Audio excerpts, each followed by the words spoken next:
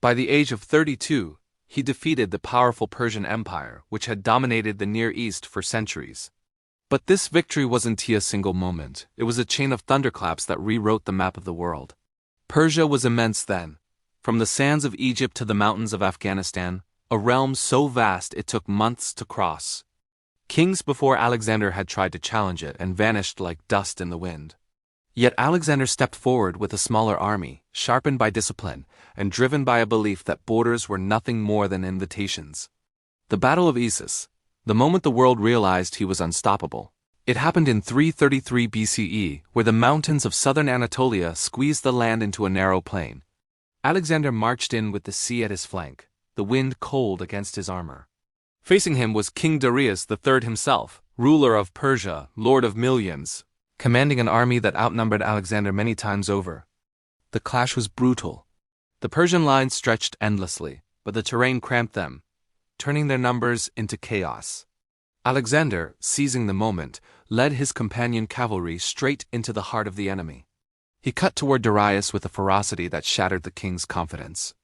Darius fled the battlefield, abandoning even his family to the Macedonians. That day, the world saw something terrifying. Alexander didn't just beat Persia, he humiliated its king. The Battle of Gaugamela. The Persian Empire fell 1 year later. In 331 BCE, they met again on the plains of Gaugamela. Darius chose the battlefield carefully, flattening the land to unleash his war chariots, planning to crush Alexander beneath sheer numbers. Alexander saw the trap and walked straight into it. Under a sky thick with dust and torchlight, the Macedonian phalanx locked shields as the Persian chariots thundered forward. At the exact moment the Persian line stretched too thin, Alexander pivoted his cavalry and punched through the gap with surgical precision, driving toward Darius like fate itself. Once more the king fled. But this time there was no empire left to reclaim. Gaugamela wasn't a victory, it was a transformation. A moment when the world shifted from Persian rule to Macedonian ambition.